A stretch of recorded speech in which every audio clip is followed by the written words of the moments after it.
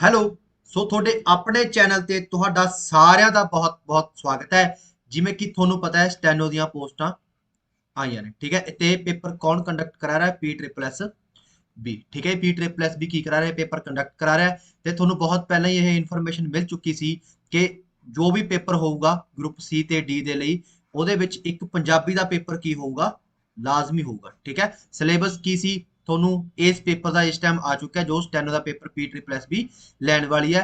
ਤੇ ਉਸ ਸਿਲੇਬਸ ਦੇ ਅਕੋਰਡਿੰਗ ਹੀ ਆਪਾਂ ਇਹ ਜੋ ਲੈਕਚਰ ਸੀਰੀਜ਼ ਹੈ ਉਹ ਸ਼ੁਰੂ ਕਰ ਰਹੇ ਹਾਂ। ਤੇ ਉਸ ਦੇ ਵਿੱਚ ਤੁਹਾਨੂੰ ਪਤਾ ਹੈ ਕਿ ਸਭ ਤੋਂ ਪਹਿਲਾਂ ਕਿਹਨਾਂ ਬਾਰੇ ਲਿਖਿਆ ਹੈ? ਗੁਰੂਆਂ ਬਾਰੇ। ਤੇ ਅੱਜ ਆਪਾਂ ਪੜਾਂਗੇ ਫਸਟ ਗੁਰੂ ਆਫ ਸਿੱਖ, ਸਿੱਖਾਂ ਦੇ ਪਹਿਲੇ ਗੁਰੂ ਕਿਹੜੇ ਸੀਗੇ? ਗੁਰੂ ਨਾਨਕ ਦੇਵ ਜੀ ਸੀ, ਠੀਕ ਹੈ। ਸੋ ਇਹ ਮੈंने ਪਿਕਚਰ ਲਗਾਈ ਹੈ, ਲਗਾਉਣੀ ਨਹੀਂ ਚਾਹੁੰਦਾ ਸੀ ਕਿਉਂਕਿ ਮੈंने ਕਿਤੇ ਪੜਿਆ ਕਿ ਇਹ ਜਿਨ੍ਹਾਂ ਨੇ ਬਣਾਈ ਹੈ ਉਹਨਾਂ ਦੀ ਆਪਦੀ ਹੀ ਇਹ ਫੋਟੋ ਹੈ। ਸੋ ਮੈਂ ਇਹ ਚੀਜ਼ ਨੂੰ ਮੰਨਦਾ ਵੀ ਨਹੀਂ।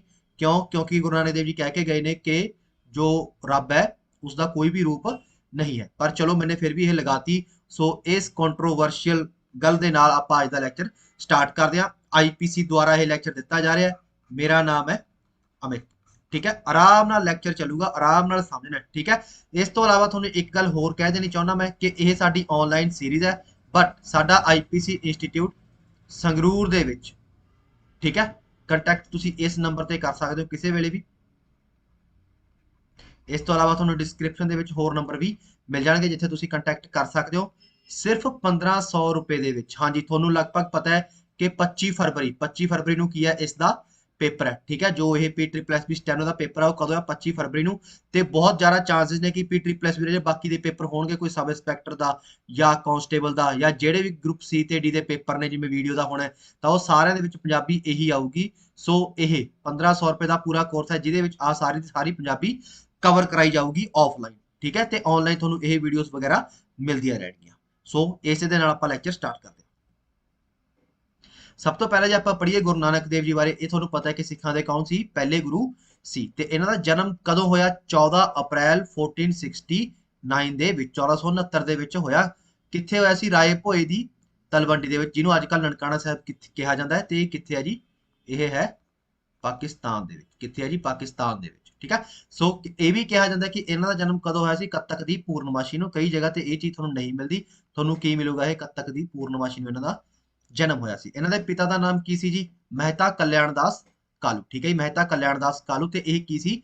ਪਟਵਾਰੀ ਖੱਤਰੀ ਸੀਗੇ ਜੀ। ਇਹ ਕੀ ਸੀ? ਪਟਵਾਰੀ ਖੱਤਰੀ ਸੀ। ਤੇ ਜੇ ਮੈਂ ਮਾਤਾ ਜੀ ਦੀ ਗੱਲ ਕਰਾਂ ਤਾਂ ਇਹਨਾਂ ਦੀ ਮਾਤਾ ਜੀ ਦਾ ਨਾਮ ਕੀ ਸੀ? ਤ੍ਰਿਪਤਾ ਦੇਵੀ ਜਾਂ ਮਾਤਾ ਤ੍ਰਿਪਤਾ, ਠੀਕ ਹੈ ਜੀ। ਤ੍ਰਿਪਤਾ ਦੇਵੀ। ਇਹਨਾਂ ਦੀ ਭੈਣ ਦਾ ਨਾਮ ਕੀ ਸੀ? ਤਾਂ ਇਹਨਾਂ ਦੀ ਭੈਣ ਦਾ ਨਾਮ ਨਾਨਕੀ ਸੀ। ਇਹ ਸਾਰਾ ਕੁਝ ਹੁਣ ਤੱਕ ਤੁਹਾਨੂੰ ਲਗਭਗ ਆਪਣਾ 8ਵੀਂ 10ਵੀਂ ਜਾਂ ਆਪਣੇ ਘਰਦਿਆਂ ਤੋਂ ਸੁਣਿਆ ਹੀ ਹੁੰਦਾ ਵੀ ਇੰਨੀ ਕੁ ਚੀਜ਼ ਤੁਹਾਨੂੰ ਪਤਾ ਹੀ ਹੁੰਦੀ ਆ। ਉਹਦਾ ਗਾਣਾ ਸੀ ਦਿਲਜੀਤ ਦਾ, ਭੈਣ ਨਾਨਕੀ ਦਾ ਵੀਰ। ਸੋ ਬਹੁਤ ਬਹੁਤ ਹੀ ਪੰਜਾਬੀ ਕਲਚਰ ਦੇ ਵਿੱਚ ਇਹਨਾਂ ਨੂੰ ਗਾਇਆ ਵੀ ਗਿਆ ਗੁਰੂ ਨਾਨਕ ਦੇਵ ਨੂੰ, ਠੀਕ ਹੈ। ਜੇ ਆਪਾਂ ਸਿੱਖਿਆ ਦੀ ਗੱਲ ਕਰੀਏ, ਤਾਂ ਇਹਨਾਂ ਨੇ ਜਿਹੜੀ ਅਰਬੀ ਤੇ ਫਾਰਸੀ ਸਿੱਖੀ ਸੀ ਉਹ ਕਿਹਨਾਂ ਤੋਂ ਸਿੱਖੀ ਸੀ ਜੀ? ਮੌਲਵੀ ਕੁਤਬੁੱਦੀਨ ਤੋਂ ਸਿੱਖੀ ਸੀ, ਠੀਕ ਹੈ। ਅਰਬੀ ਤੇ ਫਾਰਸੀ ਇਹਨਾਂ ਨੇ ਕਿਸ ਤੋਂ ਸਿੱਖੀ ਸੀ? ਮੌਲਵੀ ਕੁਤਬੁੱਦੀਨ ਤੋਂ ਸਿੱਖੀ ਸੀ। ਅੱਗੇ ਜੇ ਮੈਂ ਗੱਲ ਕਰਾਂ ਇਹਨਾਂ ਦਾ ਪਹਿਲਾ ਅਧਿਆਪਕ ਕੌਣ ਸੀ ਜੀ? ਇਹਨਾਂ ਦਾ ਪਹਿਲਾ ਅਧਿਆਪਕ ਸੀ ਗੋਪਾਲ, ਠੀਕ ਹੈ। ਗੋਪਾਲ। ਤਾਂ ਕਿਹਾ ਜਾਂਦਾ ਹੈ ਕਿ ਇਹ ਆਪਣੇ ਅਧਿਆਪਕ ਨੂੰ ਜਦੋਂ ਸਵਾਲ ਕਰਦੇ ਸੀ ਤਾਂ ਇਹਨਾਂ ਦੇ ਅਧਿਆਪਕ ਵੀ ਦੰਗ ਰਹਿ ਜਾਂਦੇ ਸੀ ਕਿ ਇਹ ਕੀ ਪੁੱਛ ਰਿਹਾ ਹੈ। ਕਿਉਂਕਿ ਤੁਹਾਨੂੰ ਪਤਾ ਹੈ ਕਿ ਇਹ ਜੋ ਸੀਗੇ ਬਚਪਨ ਤੋਂ ਹੀ ਬਹੁਤ ਜ਼ਿਆਦਾ ਰੱਬੀ ਰੂਪੀ ਸੀਗੇ, ਮਤਲਬ ਰੱਬ ਦਾ ਧਿਆਨ ਕਰਨ ਵਾਲੇ ਸੀ, ਠੀਕ ਹੈ। ਸੰਸਕ੍ਰਿਤ ਇਹਨਾਂ ਨੇ ਕਿੱਥੋਂ ਸਿੱਖੀ ਜੀ? ਸੰਸਕ੍ਰਿਤ ਇਹਨਾਂ ਨੇ ਬ੍ਰਿਜਨਾਥ ਜੀ ਤੋਂ ਸਿੱਖੀ ਸੀ। ਤੇ ਅਰਬੀ ਫਾਰਸੀ ਮੌਲਵੀ ਕੁਤਬੁਦੀਨ ਤੋਂ। ਇਹ ਮੈਂ ਤੁਹਾਨੂੰ ਦੱਸ ਹੀ ਚੁੱਕਿਆ, ਠੀਕ ਹੈ ਜੀ।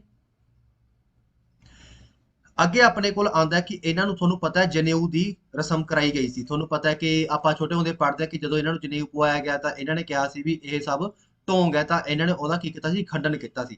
ਤਾਂ ਜੋ ਜਨੇਊ ਇਹਨਾਂ ਨੂੰ ਪਵਾਇਆ ਜਾ ਰਿਹਾ ਸੀ ਤਾਂ ਉਹ ਕਿਸ ਦੇ ਦੁਆਰਾ ਪਵਾਇਆ ਜਾ ਰਿਹਾ ਸੀ?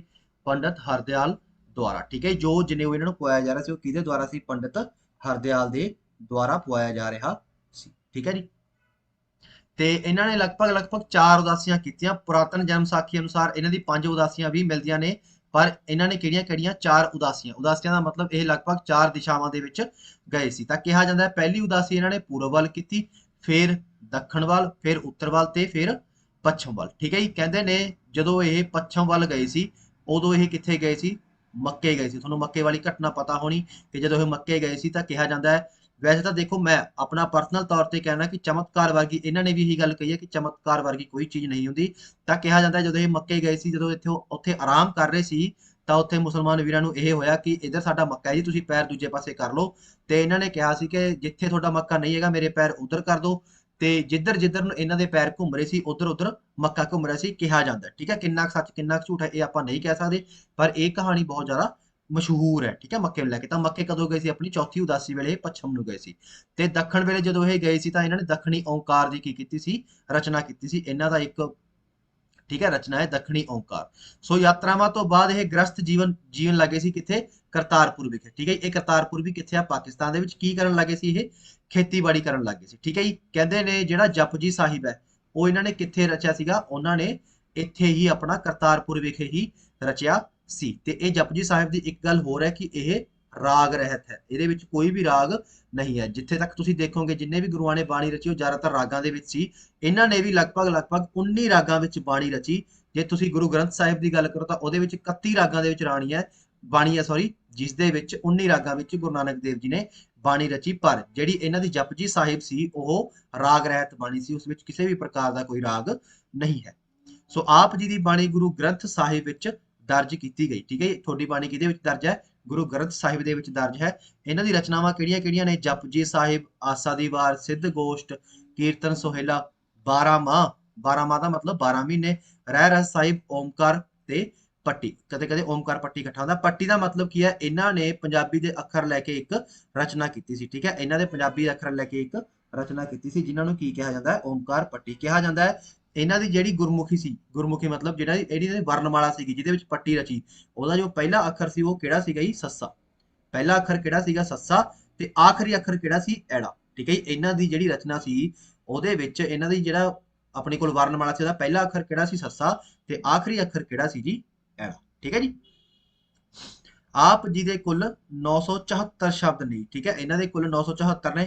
ਕਿਤੇ ਕਿਤੇ ਤੁਹਾਨੂੰ 972 ਵੀ ਮਿਲ ਜੂ, ਪਰ ਆਪਾਂ ਨੇ 974 ਹੀ ਲਗਾਉਣੇ ਨੇ। ਕਿਹਦੇ ਵਿੱਚ? ਗੁਰੂ ਗ੍ਰੰਥ ਸਾਹਿਬ ਜੀ ਦੇ ਵਿੱਚ ਦਰਜ ਨੇ। ਕਿੰਨੇ ਸ਼ਬਦ ਨੇ? 974। ਮੈਂ ਬਾਰ-ਬਾਰ ਕਹਿ ਰਿਹਾ ਇੰਨਾ ਔਖਾ ਨਹੀਂ ਹੈ, ਬਿਲਕੁਲ ਆਰਾਮ ਨਾਲ ਪੜ੍ਹਨਾ। ਠੀਕ ਹੈ, ਇਹ ਵੈਸੇ ਵੀ ਆਪਾਂ ਨੂੰ ਪੇਪਰ ਲਈ ਵੀ ਪੜ੍ਹਨਾ ਜ਼ਰੂਰੀ ਹੈ ਤੇ ਗੁਰੂਆਂ ਬਾਰੇ ਆਪਾਂ ਨੂੰ ਵੈਸੇ ਵੀ ਪਤਾ ਹੋਣਾ ਚਾਹੀਦਾ ਹੈ। ਇਹਨਾਂ ਦੇ ਜੋ ਪੁੱਤਰ ਨੇ ਉਹ ਕੌਣ ਨੇ? ਸ਼੍ਰੀ ਚੰਦ ਜੀ ਤੇ ਬਾਬਾ ਲਖਮੀ ਦਾਸ ਜੀ। ਠੀਕ ਹੈ, ਇਹ ਦੋ ਕੌਣ ਨੇ? ਇਹਨਾਂ ਦੇ ਪੁੱਤਰ ਨੇ। ਠੀਕ ਹੈ ਜੀ। ਇਹਨਾਂ ਦੀ ਪਤਨੀ ਦਾ ਨਾਮ ਕੀ ਸੀ ਜੀ? ਬੀਬੀ ਸੁਲੱਖਣੀ। ਕਹਿੰਦੇ ਨੇ ਮੂਲੇ ਦੀ ਧੀ। ਤਾਂ ਪੇਪਰ 'ਚ ਕਦੇ ਕਦੇ ਆ ਜਾਂਦਾ ਹੈ ਕਿ ਜੋ ਬੀਬੀ ਸੁਲੱਖਣੀ ਸੀ ਉਹ ਕਿਹਨਾਂ ਦੀ ਧੀ ਸੀ? ਤਾਂ ਉਹ ਮੂਲੇ ਦੀ ਧੀ ਸੀ। ਇੱਥੇ ਇੱਕ ਮੈਂ ਛੋਟੀ ਜਿਹੀ ਗੱਲ ਤੁਹਾਡੇ ਨਾਲ ਹੋਰ ਐਡ ਕਰਨਾ ਚਾਹੂੰਗਾ ਕਿ ਜਦੋਂ ਜਦੋਂ ਤੁਸੀਂ ਇਤਿਹਾਸ ਪੜ੍ਹਦੇ ਹੋ ਤੁਹਾਨੂੰ ਪਤਾ ਲੱਗਦਾ ਹੈ ਕਿ ਜਦੋਂ ਵੀ ਕਿਸੇ ਮਹਾਪੁਰਖ ਨੂੰ ਗਿਆਨ ਹੋਇਆ, ਠੀਕ ਹੈ, ਧਰਮ ਦਾ ਗਿਆਨ ਹੋਇਆ ਜਾਂ ਰੱਬ ਦਾ ਗਿਆਨ ਹੋਇਆ, ਉਹ ਕਿਸੇ ਨਾ ਕਿਸੇ ਨਦੀ ਦੇ ਕੰਢੇ ਹੋਇਆ। ਤਾਂ ਇਹਨਾਂ ਨੂੰ ਜੋ ਗਿਆਨ ਹੋਇਆ ਸੀ ਉਹ ਕਿਹੜੀ ਨਦੀ ਦੇ ਕੰਢੇ ਹੋਇਆ ਸੀ? ਬੇਈ ਨਦੀ ਦੇ। ਬੇਈ ਨਦੀ ਦੇ। ਤੁਹਾਨੂੰ ਪਤਾ ਹੈ ਕਿ ਬਹੁਤ ਵਧੀਆ ਘਟਨਾ ਸੀ ਕਿ ਇੱਕ ਵਾਰੀ ਕਹਿੰਦੇ ਇਹ ਬੇਈ ਨਦੀ ਦੇ ਵਿੱਚ ਗਏ ਤੇ 3 ਦਿਨ ਕੀ ਰਹੇ? ਅਲੋਪ ਰਹੇ। 3 ਦਿਨ ਅਲੋਪ ਰਹੇ ਤੇ ਬਾਹਰ ਆ ਕੇ ਇਹਨਾਂ ਨੇ ਕੀ ਕਿਹਾ? ਬਾਹਰ ਆ ਕੇ ਇਹਨਾਂ ਨੇ ਕਿਹਾ ਨਾ ਕੋਈ ਹਿੰਦੂ ਨਾ ਕੋਈ ਮੁਸਲਮਾਨ। ਠੀਕ ਹੈ, ਤਾਂ ਉਹ ਤੋਂ ਬਾਅਦ ਇਹ ਕੀ ਕਰਨ ਲੱਗੇ ਸੀ? ਮਤਲਬ ਧਰਮ ਦਾ, ਗੁਰਮਤ ਦਾ ਉਪਦੇਸ਼ ਦੇਣ ਲੱਗੇ ਸੀ। ਜੇ ਮੈਂ ਗੱਲ ਕਰਾਂ ਗੁਰਮਤ ਕਾਵਿ ਦੇ ਵੀ ਪਹਿਲੇ ਗੁਰੂ ਕਹਾਏ। ਠੀਕ ਹੈ, ਗੁਰਮਤ ਕਾਵਿ ਦੇ ਇਹਨਾਂ ਨੂੰ ਪਹਿਲੇ ਗੁਰੂ ਕਿਹਾ ਜਾਂਦਾ ਹੈ। ਤਾਂ ਪੇਪਰ 'ਚ ਇਹ ਆਉਂਦਾ ਕਿ ਬਾਹਰ ਆ ਕੇ ਇਹਨਾਂ ਨੇ ਸਭ ਤੋਂ ਪਹਿਲਾਂ ਕੀ ਕਿਹਾ? ਤਾਂ ਬਾਹਰ ਆ ਕੇ ਇਹਨਾਂ ਨੇ ਸਭ ਤੋਂ ਪਹਿਲਾਂ ਇਹੀ ਕਿਹਾ ਕਿ ਨਾ ਕੋਈ ਹਿੰਦੂ ਨਾ ਕੋਈ ਮੁਸਲਮਾਨ। ਇਸ ਤੋਂ ਬਾਅਦ ਇਹ ਜਗ੍ਹਾ ਜਗ੍ਹਾ ਤੇ ਗਏ। ਠੀਕ ਹੈ, ਤੇ ਇਹਨਾਂ ਨੇ ਕੀ ਕੀਤਾ? ਆਪਣਾ ਗੁਰਮਤ ਦਾ ਪ੍ਰਚਾਰ ਕੀਤਾ। ਠੀਕ ਹੈ, ਇਹਨਾਂ ਨੇ ਬਸ ਮੇਨ ਗੱਲ ਇਹਨਾਂ ਦੀ ਇਹੀ ਸੀ ਕਿ ਰੱਬ ਇੱਕੋ ਹੀ ਹੈ ਜਿਸ ਦਾ ਨਾ ਤਾਂ ਕੋਈ ਆਕਾਰ ਹੈ, ਮਤਲਬ ਉਹ ਨਿਰਾਕਾਰ ਹੈ। ਠੀਕ ਹੈ ਜੀ, ਰੱਬ ਨਿਰਾਕਾਰ ਹੈ। ਸੋ ਇਹਨਾਂ ਨੇ ਬਹੁਤ ਜ਼ਿਆਦਾ ਜਿਹੜੇ ਸੀਗੇ ਉੱਥੇ ਉਹ ਚੱਲਦੇ ਸੀਗੇ ਰੀਤੀ ਰਿਵਾਜ ਚੱਲਦੇ ਸੀ ਜਿਨ੍ਹਾਂ ਦਾ ਕੋਈ ਮਤਲਬ ਨਹੀਂ ਸੀ, ਮੂੰਹ ਸਿਰ ਨਹੀਂ ਸੀ, ਉਹਨਾਂ ਦਾ ਕੀ ਕੀਤਾ? ਇਹ ਖੰਡਨ ਵੀ ਕੀਤਾ। ਠੀਕ ਹੈ ਜੀ, ਇਹਨਾਂ ਨੇ ਜਿਹੜੀ ਵੀ ਮੂਰਤੀ ਪੂਜਾ ਸੀ, ਮੂਰਤੀ ਪੂਜਾ ਦੇ ਇਹ ਸਖਤ ਵਿਰੁੱਧ ਰਹੇ। ਠੀਕ ਹੈ, ਤੇ ਅੱਜ ਆਪਾਂ ਉਸੇ ਮੂਰਤੀ, ਇਹਨਾਂ ਦੀ ਮੂਰਤੀਆਂ ਨੂੰ ਕੀ ਕਰੀ ਜਾਂਦੇ ਆ? ਪੂਜੀ ਜਾਂਦੇ ਆ। ਅੱਗੇ ਆਪਣੇ ਕੋਲ ਆਂਦਾ ਕਿ ਇਹਨਾਂ ਦੀ ਬਾਣੀ ਕਿੰਨੇ ਰਾਗਾਂ ਵਿੱਚ ਦਰਜ ਹੈ ਜੀ? ਇਹਨਾਂ ਦੀ ਬਾਣੀ 19 ਰਾਗਾਂ ਵਿੱਚ ਦਰਜ ਹੈ।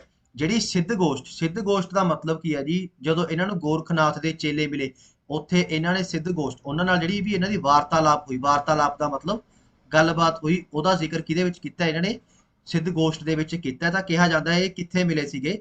ਜਿਹੜੇ ਇਹ ਇਹਨਾਂ ਨੂੰ ਮਿਲੇ ਸੀ ਤਾਂ ਇਹ ਕਿੱਥੇ ਮਿਲੇ ਸੀ? ਅਚਲ ਬਟਾਲਾ ਦੇ ਵਿੱਚ। ਅਚਲ ਬਟਾਲਾ ਦੇ ਵਿੱਚ ਇਹ ਮਿਲੇ ਸੀ ਕਿਹਨਾਂ ਨੂੰ? ਗੋਰਖਨਾਥ ਦੇ ਚੇਲਿਆਂ ਨੂੰ। ਉੱਥੇ ਇਹਨਾਂ ਨੇ ਵਾਰਤਾਲਾਪ ਕੀਤੀ ਉਹਨਾਂ ਦੇ ਚੇਲਿਆਂ ਨਾਲ। ਤੇ ਇਸ ਦੀ ਜਿਹੜੀ ਸ਼ੈਲੀ ਹੈ, ਮਤਲਬ ਇਸ ਰਚਨਾ ਦੀ ਸ਼ੈਲੀ ਕੀ ਹੈ? ਪ੍ਰਸ਼ਨ ਉੱਤਰੀ। ਪ੍ਰਸ਼ਨੋਤਰੀ। ਪ੍ਰਸ਼ਨੋਤਰੀ ਦਾ ਮਤਲਬ ਪ੍ਰਸ਼ਨ ਤੇ ਉੱਤਰ ਦੀ ਸ਼ੈਲੀ ਹੈ। ਠੀਕ ਹੈ, ਤਾਂ ਸਿੱਧ ਗੋਸ਼ਟੀ ਤੇ ਜਪਜੀ ਸਾਹਿਬ ਰਾਗ ਰਹਿਤ ਹੈ। ਠੀਕ ਹੈ, ਕੱਲੇ ਜਪਜੀ ਸਾਹਿਬ ਇਹ ਮੈਂ ਕਰਵਾ ਚੁੱਕਿਆ। ਇਹਨੂੰ ਹੋਰ ਕੀ ਕਹਿੰਦੇ ਨੇ? ਦਾਰਸ਼ਨਿਕ ਬਾਣੀ ਕਿਹਾ ਜਾਂਦਾ ਹੈ। ਕਿਹਨੂੰ ਕਿਹਨੂੰ? ਸਿੱਧ ਗੋਸ਼ਟ ਤੇ ਜਪਜੀ ਸਾਹਿਬ ਨੂੰ। ਜਪਜੀ ਸਾਹਿਬ ਨੂੰ ਇਹਨਾਂ ਦੀ ਸ਼ਾਹਕਾਰ ਰਚਨਾ ਵੀ ਕਿਹਾ ਜਾਂਦਾ ਹੈ। ਜੇ ਮੈਂ ਕਹਾਂ ਸ਼ਾਹਕਾਰ ਕੀ ਹੁੰਦੀ ਹੈ, ਸ਼ਾਹਕਾਰ ਹੁੰਦੀ ਹੈ ਸਭ ਤੋਂ ਉੱਤਮ ਰਚਨਾ। ਤਾਂ ਗੁਰੂ ਨਾਨਕ ਦੇਵ ਜੀ ਦੀ ਸਭ ਤੋਂ ਉੱਤਮ, ਵੈਸੇ ਸਾਰੀਆਂ ਉੱਤਮ ਨੇ, ਕਿਹੜੀ ਰਚਨਾ ਹੈ? ਜਪਜੀ ਸਾਹਿਬ। ਤੇ ਜੇ ਕਦੇ ਕਦੇ ਪੇਪਰ 'ਚ ਤੁਹਾਨੂੰ ਆਉਂਦਾ ਹੈ ਕਿ ਕਿਹਨੂੰ ਕਿਹਾ ਗਿਆ ਗੁਰੂ ਨਾਨਕ ਕਾਲ, ਤਾਂ ਗੁਰੂ ਨਾਨਕ ਕਾਲ ਕਿਹਨੂੰ ਕਿਹਾ ਗਿਆ ਜੀ? 1500 ਤੋਂ ਲੈ ਕੇ 1700 ਈਸਵੀ ਨੂੰ ਕੀ ਕਿਹਾ ਗਿਆ? ਨਾਨਕ ਕਾਲ ਕਿਹਾ ਗਿਆ। ਇਸ ਤੋਂ ਜੋ ਪਹਿਲਾਂ ਸੀ, ਜੋ ਇਸ ਤੋਂ ਪਹਿਲਾਂ ਸੀ ਉਹਨੂੰ ਕੀ ਕਿਹਾ ਗਿਆ? ਪੂਰਵ ਨਾਨਕ ਕਾਲ। ਠੀਕ ਹੈ ਜੀ। ਤੇ ਉਸ ਤੋਂ ਬਾਅਦ ਵਾਲੇ ਨੂੰ ਕੀ ਕਿਹਾ ਗਿਆ? ਉੱਤਰ ਨਾਨਕ ਕਾਲ। ਇੱਕ ਗੱਲ ਜਪਜੀ ਸਾਹਿਬ ਬਾਰੇ ਹੋਰ ਲਿਖ ਲਓ। ਠੀਕ ਹੈ, ਤੁਸੀਂ ਜ਼ਿਆਦਾ ਨਹੀਂ ਪੜ੍ਹਨਾ, ਤੁਸੀਂ ਓਨਾ ਪੜ੍ਹਨਾ ਜਿੰਨਾ ਤੁਹਾਡੇ ਪੇਪਰ ਦੇ ਲਈ ਇੰਪੋਰਟੈਂਟ ਹੈ। ਤਾਂ ਜਪਜੀ ਸਾਹਿਬ ਦੇ ਵਿੱਚ 38 ਪੌੜੀਆਂ ਨੇ ਜੀ। ਕਿੰਨੀਆਂ ਪੌੜੀਆਂ ਨੇ? 38 ਪੌੜੀਆਂ ਨੇ ਤੇ 2 ਸ਼ਲੋਕ ਨੇ। ਕਿੰਨੇ ਨੇ ਜੀ? 2 ਸ਼ਲੋਕ ਨੇ ਤੇ 38 ਪੌੜੀਆਂ ਨੇ। ਇੱਕ ਮੂਲ ਮੰਤਰ ਤੁਹਾਨੇ ਸੁਣਿਆ ਹੋਣਾ, ਮੂਲ ਮੰਤਰ ਵੀ ਕਿਹਨਾਂ ਦੀ ਰਚਨਾ ਹੈ ਜੀ? ਗੁਰੂ ਨਾਨਕ ਦੇਵ ਜੀ ਦੀ ਰਚਨਾ ਹੈ। ਠੀਕ ਹੈ, ਇਹਨਾਂ ਨੇ ਵਾਰਾਂ ਵੀ ਲਿਖੀਆਂ, ਇਹਨਾਂ ਨੇ 3 ਵਾਰਾਂ ਲਿਖੀਆਂ। ਠੀਕ ਹੈ ਜੀ, ਆਸਾ ਦੀ ਵਾਰ, ਮਾਝ ਦੀ ਵਾਰ ਤੇ ਮਲਹਾਰ ਦੀ ਵਾਰ। ਠੀਕ ਹੈ ਜੀ, ਮਲਹਾਰ ਦੀ ਵਾਰ। ਹੁਣ ਜੇ ਤੁਹਾਨੂੰ ਪਤਾ ਹੋਵੇ ਕਿ ਜਿਹੜੀਆਂ ਵੀ ਵਾਰਾਂ ਹੁੰਦੀਆਂ ਨੇ ਕਿਸੇ ਨਾ ਕਿਸੇ ਚੀਜ਼ ਦੇ ਉੱਤੇ ਗਾਈਆਂ ਜਾਂਦੀਆਂ ਨੇ। ਗਾਈਆਂ ਦਾ ਮਤਲਬ ਇਸ ਤੋਂ ਪਹਿਲਾਂ ਜੋ ਵੀ ਵਾਰਾਂ ਲਿਖੀਆਂ ਗਈਆਂ ਉਹਨਾਂ ਦੀ ਟੋਨ ਦੇ ਉੱਤੇ ਇੱਕ ਤਰੀਕੇ ਨਾਲ ਮੰਨ ਕੇ ਚਲੋ ਗਾਉਣ ਦਾ ਹੁਕਮ ਮਿਲਿਆ। ਤਾਂ ਆਸਾ ਦੀ ਵਾਰ ਨੂੰ ਕਿਹਦੇ ਉੱਤੇ ਗਾਇਆ ਜਾਂਦਾ ਹੈ? ਟੁੰਡੇ ਅਸਰਾਜੇ ਦੀ ਵਾਰ ਤੇ। ਠੀਕ ਹੈ ਜੀ, ਟੁੰਡੇ ਅਸਰਾਜੇ ਦੀ ਵਾਰ ਦੇ ਉੱਤੇ ਕਿਹਨੂੰ ਗਾਇਆ ਜਾਂਦਾ ਹੈ? ਆਸਾ ਦੀ ਵਾਰ ਨੂੰ ਗਾਇਆ ਜਾਂਦਾ ਹੈ। ਤੇ ਜੇ ਮੈਂ ਗੱਲ ਕਰਾਂ ਮਾਝ ਦੀ ਵਾਰ, ਮਾਝ ਦੀ ਵਾਰ ਨੂੰ ਕਿਸ ਉੱਪਰ ਗਾਇਆ ਜਾਂਦਾ ਹੈ? ਮਲਕ, ਮੁਰੀਦ, ਚੰਦਰਹੜਾ, ਸੋਹੀਆਂ, ਸੋਹੀਆਂ। ਠੀਕ ਹੈ ਜੀ, ਸੋਹੀਆਂ ਦੀ ਵਾਰ ਦੇ ਉੱਤੇ ਕੀ ਕੀਤਾ ਜਾਂਦਾ ਹੈ? ਗਾਇਆ ਜਾਂਦਾ ਹੈ। ਤੇ ਜੇ ਮੈਂ ਮਲਹਾਰ ਦੀ ਵਾਰ ਦੀ ਗੱਲ ਕਰਾਂ ਤਾਂ ਇਹ ਗਾਈ ਜਾਂਦੀ ਹੈ ਰਾਣੇ ਕੈਲਾਸ਼ ਦੀ ਵਾਰ ਤੇ। ਇਹ ਸਾਰੀਆਂ ਪੂਰਵ ਨਾਨਕ ਕਾਲ ਦੀਆਂ ਨਹੀਂ, ਰਾਣੇ ਕੈਲਾਸ਼ ਦੀ ਵਾਰ ਦੇ ਉੱਤੇ ਗਾਉਣ ਦਾ ਕੀ ਹੈ ਜੀ? ਹੁਕਮ ਹੈ। ਇਹਨਾਂ ਨੂੰ ਤੁਹਾਨੂੰ ਪਤਾ ਹੈ ਕਿ ਇਹਨਾਂ ਨੇ ਕੀ ਕਿਹਾ? ਨਾਮ ਜਪੋ, ਵੰਡ ਛਕੋ ਤੇ ਕਿਰਤ ਕਰੋ। ਮਤਲਬ ਕਿਰਤ ਕਰੋ, ਨਾਮ ਜਪੋ, ਵੰਡ ਛਕੋ। ਇਹਨਾਂ ਦੇ ਕੀ ਸੀ? ਮੂਲ ਵਿਚਾਰ ਸੀ। ਸੋ ਗੁਰੂ ਨਾਨਕ ਦੇਵ ਜੀ ਦੀ ਤੁਲਨਾ ਇੱਕ ਚੀਨੀ ਯਾਤਰੀ ਸੀ ਹਿਊਂਗ ਸਾਂਗ, ਉਹਨੇ ਕਿਹਦੇ ਨਾਲ ਕੀਤੀ ਹੈ ਜੀ?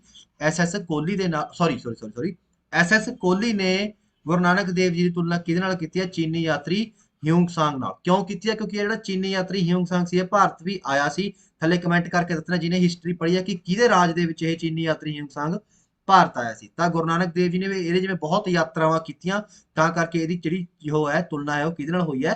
ਹਿਊਂਗ ਸਾਂਗ ਦੇ ਨਾਲ ਹੋਈ ਹੈ। ਠੀਕ ਹੈ ਜੀ। ਇਹਨਾਂ ਦੀ ਇੱਕ ਆਰਤੀ ਵੀ ਰਚਨਾਈ, ਜੇ ਤੁਹਾਨੂੰ ਪਤਾ ਹੋਊਗਾ, ਆਰਤੀ ਸਰਤਾਜ ਨੇ ਗਾਈ ਹੈ। ਉਹ ਕਿਹਨਾਂ ਦੀ ਰਚਨਾ ਹੈ? ਗੁਰੂ ਨਾਨਕ ਦੇਵ ਜੀ ਦੀ। ਤੇ ਜੇ ਪੇਪਰ ਦੇ ਵਿੱਚ ਆਵੇ ਕਿ ਉਹ ਆਰਤੀ ਕਿਸ ਰਾਗ ਦੇ ਵਿੱਚ ਹੈ, ਤਾਂ ਉਹ ਆਰਤੀ ਕਿਸ ਰਾਗ ਦੇ ਵਿੱਚ ਹੈ? ਧਨਾਸਰੀ ਰਾਗ।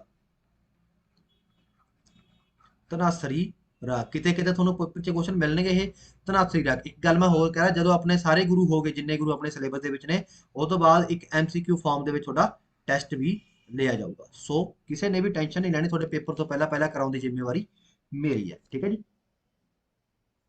ਅੱਗੇ ਜੇ ਮੈਂ ਗੱਲ ਕਰਾਂ ਕਿ ਤੁਹਾਨੂੰ ਪਤਾ ਹੋਊਗਾ ਕਿ ਬਾਬਰ ਨੇ ਇਹਨਾਂ ਨੂੰ ਕੀ ਕਰਤਾ ਸੀਗਾ? ਜੇਲ੍ਹ ਵਿੱਚ ਵੀ ਕਰਤਾ ਸੀ। ਠੀਕ ਹੈ, ਇੱਕ ਵਾਰੀ। ਸੋ ਕਿਹਾ ਜਾਂਦਾ ਕਿ ਆਪ ਨੇ ਬਾਬਰ ਬਾਣੀ, ਇਹਨਾਂ ਦੀ ਇੱਕ ਰਚਨਾ ਹੈ ਕਿਹੜੀ? ਬਾਬਰ ਬਾਣੀ। ਇਹ ਵੀ ਇਹਨਾਂ ਦੀ ਕੀ ਹੈ? ਇੱਕ ਰਚਨਾ ਕੀਤੀ, ਜਿਸ ਵਿੱਚ ਬਾਬਰ ਦੇ ਤੀਜੇ ਹਮਲੇ ਦਾ ਜ਼ਿਕਰ ਕੀਤਾ। ਠੀਕ ਹੈ, ਤੀਜੇ ਹਮਲੇ ਨੂੰ ਹੋਰ ਕੀ ਕਿਹਾ ਜਾਂਦਾ? ਜੇ ਕਿਸੇ ਨੂੰ ਪਤਾ ਹੁਣੀ ਕਮੈਂਟ ਕਰ ਦਿਓ, ਨਹੀਂ ਤਾਂ ਅੱਗੇ ਮੈਂ ਦੱਸੂਗਾ। ਤੇ ਬਾਬਰ ਦੇ ਤੀਜੇ ਹਮਲੇ ਦਾ ਕੀ ਮਿਲਦਾ? ਜ਼ਿਕਰ ਮਿਲਦਾ ਹੈ। ਕਹਿੰਦੇ ਨੇ ਪੰਜਾਬੀ ਸਾਹਿਤ ਦੀ ਸ਼ੁਰੂਆਤ, ਠੀਕ ਹੈ, ਜਿਹੜਾ ਪੰਜਾਬੀ ਸਾਹਿਤ ਹੈ ਉਹਦੀ ਸ਼ੁਰੂਆਤ ਕਿਤੋਂ ਹੁੰਦੀ ਹੈ? ਨਾਥ ਜੋਗੀਆਂ ਤੋਂ ਹੁੰਦੀ ਹੈ। ਠੀਕ ਹੈ, ਨਾਥ ਜੋਗੀਆਂ ਤੋਂ ਹੁੰਦੀ ਹੈ। ਪਰ ਜੇ ਮੈਂ ਗੱਲ ਕਰਾਂ ਕਿ ਗੁਰਮਤਿ ਸਾਹਿਤ ਦੀ ਸ਼ੁਰੂਆਤ ਕਿਤੋਂ ਹੋਊਗੀ? ਗੁਰੂ ਨਾਨਕ ਦੇਵ ਜੀ ਤੋਂ ਹੁੰਦੀ ਹੈ। ਗੁਰਮਤਿ ਸਾਹਿਤ ਦੀ ਗੁਰੂ ਨਾਨਕ ਦੇਵ ਜੀ ਤੋਂ, ਪੰਜਾਬੀ ਸਾਹਿਤ ਦੀ ਨਾਥ ਜੋਗੀਆਂ ਤੋਂ। ਜੇ ਮੈਂ ਕਹਾਂ ਸੂਫੀ ਕਾਵ ਦੀ, ਪੇਪਰ ਦੇ ਵਿੱਚ ਕਦੇ ਕਦੇ ਕਨਫਿਊਜ਼ ਹੋ ਜਾਂਦਾ ਬੰਦਾ ਕਿ ਸੂਫੀ ਕਾਵ ਦੀ ਸ਼ੁਰੂਆਤ ਕਿਤੋਂ ਹੁੰਦੀ ਹੈ? ਬਾਬਾ ਫਰੀਦ ਜੀ ਤੋਂ। ਸੂਫੀ ਕਾਵ ਦੀ ਸ਼ੁਰੂਆਤ ਕਿਸ ਤੋਂ ਹੁੰਦੀ ਹੈ? ਬਾਬਾ ਫਰੀਦ ਜੀ ਤੋਂ ਹੁੰਦੀ ਹੈ। ਠੀਕ ਹੈ ਜੀ। ਅੱਗੇ ਆਪਾਂ ਚੱਲਦੇ ਹਾਂ, ਮੈਂ ਤੁਹਾਨੂੰ ਕਰਾ ਚੁੱਕਿਆ ਕਿ ਪੁਰਾਤਨ ਜਨਮ ਸਾਖੀਆਂ ਅਨੁਸਾਰ ਇਹਨਾਂ ਦੀਆਂ 5 ਉਦਾਸੀਆਂ ਮੰਨੀਆਂ ਗਈਆਂ, ਪਰ ਆਪਾਂ 4 ਹੀ ਕਰਾਂਗੇ। ਠੀਕ ਹੈ, ਆਪ ਜੀ ਨੂੰ ਦੈਵੀ ਕਵੀ ਵੀ ਕਿਹਾ ਜਾਂਦਾ। ਮਤਲਬ ਦੇਵੀ, ਜਿਵੇਂ ਆਪਾਂ ਦੇਵੀ ਮਤਲਬ ਦੈਵੀ ਕਹਿੰਦੇ ਨਾ, ਜਿਹਦੇ ਵਿੱਚ ਦੈਵੀ ਸ਼ਕਤੀਆਂ ਆਉਂਦੀਆਂ ਨੇ, ਤਾਂ ਕਰਕੇ ਆਪ ਜੀ ਨੂੰ ਦੈਵੀ ਕਵੀ ਵੀ ਕਿਹਾ ਜਾਂਦਾ ਹੈ।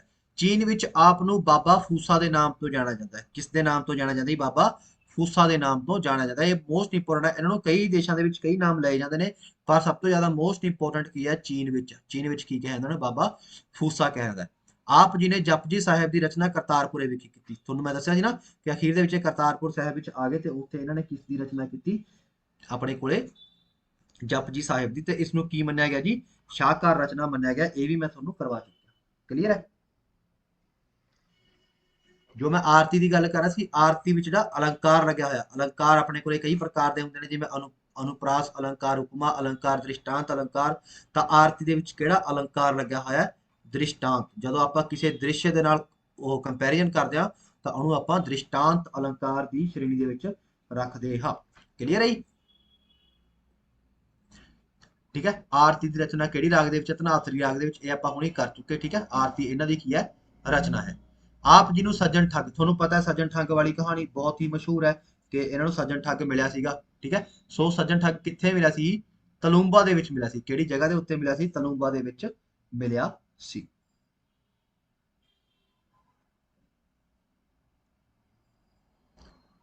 ਬਾਬਰ ਦੇ ਤੀਜੇ ਹਮਲੇ ਨੂੰ, ਠੀਕ ਹੈ, ਬਾਬਰ ਦੇ ਤੀਜੇ ਹਮਲੇ ਨੂੰ, ਬਾਬਰਨਾਮੇ ਦੇ ਵਿੱਚ ਇਹਨਾਂ ਨੇ ਕਿਹਦਾ ਜ਼ਿਕਰ ਕੀਤਾ, ਬਾਬਰ ਦੇ ਤੀਜੇ ਹਮਲੇ ਦਾ। ਉਹਨੂੰ ਕੀ ਕਿਹਾ ਗਿਆ, ਪਾਪਾਂ ਦੀ ਜੰਨ ਕਿਹਾ ਗਿਆ, ਪਾਪਾਂ ਦੀ ਜੰਜ ਕਿਹਾ ਗਿਆ। ਠੀਕ ਹੈ ਜੀ। ਕਿਹਦੀ, ਪਾਪਾਂ ਦੀ, ਕਿਹਦੇ ਹਮਲੇ ਨੂੰ, ਬਾਬਰ ਦੇ ਤੀਜੇ ਹਮਲੇ ਨੂੰ।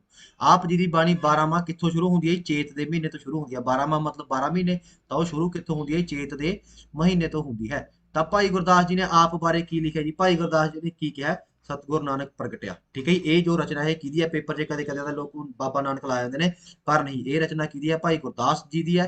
ਤੇ ਕਿਹਦੇ ਬਾਰੇ ਲਿਖੀ ਗਈ ਹੈ, ਸਤਿਗੁਰ ਨਾਨਕ ਜੀ ਦੇ ਬਾਰੇ ਲਿਖੀ ਗਈ ਹੈ। ਇਹਦਾ ਮਤਲਬ ਕੀ ਹੈ, ਕਿ ਜਦੋਂ ਉਹ ਆਏ ਤਾਂ ਕੀ ਹੋ ਗਿਆ, ਚਾਨਣੀ ਚਾਨਣ ਹੋ ਗਿਆ, ਜਿਹੜਾ ਅਗਿਆਨਤਾ ਦਾ ਹਨੇਰਾ ਸੀ ਉਹ ਕੀ ਹੋ ਗਿਆ, ਦੂਰ ਹੋ ਗਿਆ। ਇਹਨਾਂ ਨੇ ਕਹਿੰਦੇ ਨੇ ਭਾਈ ਲਹਿਣਾ ਜੀ ਨੂੰ ਆਪਣਾ ਉੱਤਰ ਅਧਿਕਾਰੀ ਬਣਾਇਆ। ਕਿਹਨਾਂ ਨੂੰ ਬਣਾਇਆ ਜੀ, ਇਹਨਾਂ ਨੇ ਭਾਈ ਲਹਿਣਾ ਜੀ ਨੂੰ ਆਪਣਾ ਉੱਤਰ ਅਧਿਕਾਰੀ ਬਣਾਇਆ। ਤੇ ਉਹਨਾਂ ਦਾ ਹੀ ਨਾਮ ਫਿਰ ਕੀ ਰੱਖਿਆ ਗਿਆ, ਦੂਜੇ ਗੁਰੂ ਕਿਹੜੇ ਹੋਏ, ਉਹ ਗੁਰੂ ਅੰਗਦ ਦੇਵ ਜੀ। ਠੀਕ ਹੈ। ਜਿਹੜੇ ਆਪਣੇ ਕੋਲੇ ਭਾਈ ਲਹਿਣਾ ਜੀ ਸੀਗੇ, ਉਹਨਾਂ ਦਾ ਪਹਿਲਾ ਨਾਮ ਭਾਈ ਲਹਿਣਾ ਜੀ ਸੀਗਾ। ਜਦੋਂ ਇਹਨਾਂ ਨੇ ਗੁਰੂ ਬਣਾਇਆ ਤਾਂ ਉਹਨਾਂ ਦਾ ਨਾਮ ਕੀ ਮਤਲਬ ਕੀ ਰੱਖਤਾ, ਗੁਰੂ ਅੰਗਦ ਦੇਵ, ਮਤਲਬ ਅੰਗ। ਠੀਕ ਹੈ ਜੀ। ਇਹਨਾਂ ਦਾ ਅੰਗ ਸੀਗੇ ਉਹ, ਤਾਂ ਕਰਕੇ ਇਹਨਾਂ ਨੂੰ ਕੀ ਕਿਹਾ ਗਿਆ, ਗੁਰੂ ਅੰਗਦ ਦੇਵ ਜੀ। ਠੀਕ ਹੈ। ਕਹਿੰਦੇ ਨੇ ਫਿਰ ਆ ਬੇਈ ਨਦੀ ਵਿੱਚ 3 ਦਿਨ ਅਲੋਪ ਰਹੇ, ਇਹ ਮੈਂ ਤੁਹਾਨੂੰ ਕਰਵਾ ਚੁੱਕਿਆ। ਤਾਂ ਇਹਨਾਂ ਦੀ ਜੋ ਅੰਤਿਮ ਸੀਗੇ, ਕਰਤਾਰਪੁਰ ਸਾਹਿਬ ਦੇ ਵਿੱਚ 1539 ਦੇ ਵਿੱਚ, ਕਰਤਾਰਪੁਰ ਸਾਹਿਬ ਦੇ ਵਿੱਚ 1539 ਦੇ ਵਿੱਚ ਇਹ ਕੀ ਸਮਾ ਗਏ, ਜੋਤੀ ਜੋਤ ਸਮਾ ਗਏ 22 ਸਤੰਬਰ। ਠੀਕ ਹੈ ਜੀ। ਪੂਰੀ ਤਰੀਕ ਯਾਦ ਰੱਖਣੀ ਹੈ। ਤਾਂ 22 ਸਤੰਬਰ 1539 ਦੇ ਵਿੱਚ ਇਹ ਕਿੱਥੇ ਸਮਾ ਗਏ ਜੀ, ਜੋਤੀ ਜੋਤ ਸਮਾ ਗਏ, ਕਿੱਥੇ, ਕਰਤਾਰਪੁਰ ਸਾਹਿਬ ਦੇ ਵਿੱਚ। ਠੀਕ ਹੈ, ਜਗ੍ਹਾ ਤੇ। ਤੇ ਕਿਹਾ ਜਾਂਦਾ ਹੈ ਕਿ ਜਦੋਂ ਇਹਨਾਂ ਦਾ ਜੋ ਪਾਰਥਿਵ ਸਰੀਰ ਹੈ ਉਹਨਾਂ ਨੂੰ ਦੇਖਿਆ ਗਿਆ, ਤਾਂ ਇਹ ਤੁਹਾਨੂੰ ਪਤਾ ਹੈ ਕਿ ਹਿੰਦੂ ਮੁਸਲਮਾਨਾਂ ਦੇ ਸਾਂਝੇ ਗੁਰੂ ਕਹਾਏ। ਠੀਕ ਹੈ। ਇਹ ਤੁਹਾਨੂੰ ਪਤਾ ਹੋਊਗਾ, ਆਪਾਂ ਨੇ ਛੋਟੇ ਹੁੰਦੇ ਪੜ੍ਹਿਆ ਕਿ ਇਹ ਹਿੰਦੂ ਅਤੇ ਮੁਸਲਮਾਨਾਂ ਦੇ ਸਾਂਝੇ ਗੁਰੂ ਕਹਾਏ। ਤਾਂ ਹਿੰਦੂਆਂ ਨੇ ਕਿਹਾ ਵੀ ਅਸੀਂ ਕੀ ਕਰਾਂਗੇ, ਇਹਨਾਂ ਦੀ ਕਿਰਿਆ ਕਰਾਂਗੇ। ਠੀਕ ਹੈ, ਵੀ ਅੱਗ ਵਗੈਰਾ ਲਾਵਾਂਗੇ। ਤੇ ਮੁਸਲਮਾਨਾਂ ਨੇ ਕੀ ਕਿਹਾ, ਅਸੀਂ ਇਹਨਾਂ ਨੂੰ ਦਫਨਾਵਾਂਗੇ। ਠੀਕ ਹੈ। ਤਾਂ ਤੁਹਾਨੂੰ ਪਤਾ ਹੈ ਕਿ ਸਾਰੀ ਜ਼ਿੰਦਗੀ ਇਹ ਸਿਰਫ ਇਹੀ ਕਹਿੰਦੇ ਰਹਿ ਗਏ ਕਿ ਇਹਨਾਂ ਤੋਂ ਬਚੋ, ਜੋ ਵੀ ਢੋਂਗ ਨੇ ਇਹਨਾਂ ਤੋਂ ਬਚੋ। ਪਰ ਅਖੀਰ ਦੇ ਵਿੱਚ ਸ਼ਾਇਦ ਰੱਬ ਨੂੰ ਵੀ ਇਹੀ ਮਨਜ਼ੂਰ ਸੀ। ਤਾਂ ਕਿਹਾ ਜਾਂਦਾ ਹੈ ਕਿ ਇਹਨਾਂ ਦਾ ਉਹ ਸਰੀਰ ਹੀ ਨਹੀਂ ਮਿਲਿਆ, ਇਹਨਾਂ ਦਾ ਸਰੀਰ ਮਿਲਿਆ ਹੀ ਨਹੀਂ। ਤਾਂ ਇਹਨਾਂ ਨੇ ਦੋਨਾਂ ਨੇ ਕੀ ਕੀਤਾ, ਜੋ ਇਹਨਾਂ ਦਾ ਕਫਨ ਸੀਗਾ, ਕਫਨ ਦਾ ਅੱਧਾ ਹਿੱਸਾ ਹਿੰਦੂ ਲੈ ਗਏ, ਅੱਧਾ ਹਿੱਸਾ ਮੁਸਲਮਾਨ ਲੈ ਗਏ। ਤੇ ਜਿਹੜੇ ਹਿੰਦੂ ਲੈ ਗਏ ਉਹਨਾਂ ਨੇ ਕੀ ਕਰਤਾ ਸੀ, ਜਲਾਤਾ ਸੀਗਾ, ਮਤਲਬ ਇੱਕ ਤਰੀਕੇ ਨਾਲ ਉਹਨੂੰ ਅਗਨੀ ਭੇਟ ਕਰਤਾ ਸੀ। ਤੇ ਜਿਹੜੇ ਮੁਸਲਮਾਨ ਸੀ, ਕਿਹਾ ਜਾਂਦਾ ਉਹਨਾਂ ਨੇ ਕੀ ਕੀਤਾ, ਇਹਦੀ ਮਜ਼ਾਰ ਬਣਾਤੀ, ਕਬਰ ਬਣਾਤੀ। ਪਰ ਕਹਿੰਦੇ ਉੱਥੇ ਕੀ ਆਇਆ, ਬਹੁਤ ਜ਼ਿਆਦਾ ਤੂਫਾਨ ਆਇਆ, ਸੁਨਾਮੀ ਆਈ। ਠੀਕ ਹੈ, ਹੜ੍ਹ ਆਇਆ। ਤਾਂ ਹੜ੍ਹ ਦੇ ਨਾਲ ਕੀ ਹੋ ਗਿਆ, ਉਹ ਸਾਰੀ ਦੀ ਸਾਰੀ ਕਬਰ ਢਹਿ ਗਈ, ਮਤਲਬ ਮਿੱਟੀ ਹੋ ਗਈ। ਇਹਦਾ ਮਤਲਬ ਕਿ ਸ਼ਾਇਦ ਗੁਰੂ ਨਾਨਕ ਦੇਵ ਜੀ ਦੀ ਇਹੀ ਇੱਛਾ ਸੀਗੀ, ਕਿਉਂਕਿ ਤੁਹਾਨੂੰ ਪਤਾ ਰੱਬੀ ਰੂਪ ਸੀਗੇ, ਕਿ ਮੇਰੇ ਜਾਣ ਤੋਂ ਬਾਅਦ ਵੀ ਕੀ ਹੋਵੇ, ਮੇਰੇ ਤੇ ਕੋਈ ਵੀ ਮਜ਼ਾਰ ਤੇ ਕੋਈ ਦੀਵੇ, ਕੋਈ ਇਹੋ ਚੀਜ਼ਾਂ ਨਾ ਕਰੇ। ਕਿਉਂਕਿ ਉਹ ਸਾਰੀ ਜ਼ਿੰਦਗੀ ਗੁਰੂ ਨਾਨਕ ਦੇਵ ਜੀ ਹੀ ਕਹਿੰਦੇ ਰਹਿ ਗਏ ਵੀ ਮੂਰਤੀ ਪੂਜਾ ਤੋਂ ਬਚੋ, ਰੱਬ ਇੱਕ ਹੈ, ਰੱਬ ਇੱਕ ਹੈ, ਜਾਤ ਪਾਤ ਤੋਂ ਉੱਪਰ ਉੱਠੋ। ਪਰ ਅੱਜ ਆਪਾਂ ਸ਼ਾਇਦ ਉਹੀ ਚੀਜ਼ਾਂ ਦੁਬਾਰਾ ਕਰਨ ਲੱਗੇ। ਠੀਕ ਹੈ। ਤੇ ਜਪਜੀ ਸਾਹਿਬ ਬਾਰੇ ਇੱਕ ਕੁਐਸਚਨ ਹੋਰ ਆਉਂਦਾ ਹੈ, ਤੇ ਉਹਦੇ ਵਿੱਚ ਕਿਹਨਾਂ ਦੀ ਮਹਿਮਾ ਗਾਈ ਹੈ, ਇਹਨਾਂ ਨੇ ਪਰਮਾਤਮਾ ਦੀ ਮਹਿਮਾ ਗਾਈ ਹੈ। ਠੀਕ ਹੈ। ਜਪਜੀ ਸਾਹਿਬ ਵਿੱਚ ਇਹਨਾਂ ਨੇ ਪਰਮਾਤਮਾ ਦੀ ਮਹਿਮਾ ਗਾਈ ਹੈ। ਜਪਜੀ ਸਾਹਿਬ ਤੇ ਜਾਪ ਸਾਹਿਬ ਦੇ ਵਿੱਚ ਕਨਫਿਊਜ਼ ਨਹੀਂ ਹੋਣਾ। ਜਾਪ ਸਾਹਿਬ ਗੁਰੂ ਗੋਬਿੰਦ ਸਿੰਘ ਜੀ ਦੀ ਰਚਨਾ ਹੈ, ਤੇ ਜਪਜੀ ਸਾਹਿਬ ਕਿਹਨਾਂ ਦੀ ਰਚਨਾ ਹੈ, ਇਹਨਾਂ ਦੀ ਰਚਨਾ ਹੈ। ਤੇ ਜੇ ਮੈਂ ਗੱਲ ਕਰਾਂ ਸਿੱਧ ਗੋਸ਼ਟ, ਸਿੱਧ ਗੋਸ਼ਟ ਜਿਹੜਾ ਆਪਾਂ ਨੇ ਕੀਤਾ ਸੀ, ਕੁਐਸਚਨ ਰਹਿ ਗਿਆ, ਉਹ ਕਿਸ ਰਾਗ ਦੇ ਵਿੱਚ ਹੈ, ਤਾਂ ਉਹ ਰਾਮਕਲੀ ਰਾਗ ਦੇ ਵਿੱਚ ਹੈ। ਕਿਸ ਰਾਗ ਦੇ ਵਿੱਚ ਹੈ ਜੀ, ਉਹ ਰਾਮਕਲੀ ਰਾਗ ਦੇ ਵਿੱਚ ਹੈ। ਕਲੀਅਰ ਹੈ ਜੀ। ਸੋ ਇਹ ਸੀ ਅੱਜ ਦਾ ਲੈਕਚਰ। ਮੈਂ ਉਮੀਦ ਕਰਦਾ ਕਿ ਤੁਹਾਨੂੰ ਇਹ ਲੈਕਚਰ ਪਸੰਦ ਆਇਆ ਹੋਊਗਾ। ਜੇ ਲੈਕਚਰ ਨੂੰ ਪਸੰਦ ਆਇਆ ਤਾਂ ਇਹਨੂੰ ਵੱਧ ਤੋਂ ਵੱਧ ਸ਼ੇਅਰ ਕਰਿਓ। ਠੀਕ ਹੈ। ਸੋ ਇਸ ਚੈਨਲ ਦੇ ਉੱਤੇ ਤੁਹਾਨੂੰ ਸਾਰਾ ਕੰਟੈਂਟ ਮਿਲੂਗਾ। ਬਹੁਤੀ ਜਾਣਕਾਰੀ ਦੇ ਥੱਲੇ ਡਿਸਕ੍ਰਿਪਸ਼ਨ ਦੇ ਵਿੱਚ ਤੁਹਾਨੂੰ ਲਿੰਕ ਮਿਲ ਰਿਹਾ ਹੋਣਾ, ਨੰਬਰ ਮਿਲ ਰਿਹਾ ਹੋਣਾ, ਉੱਥੇ ਜਾ ਕੇ ਤੁਸੀਂ ਜੁਆਇਨ ਕਰ ਸਕਦੇ ਹੋ। Thank you very much.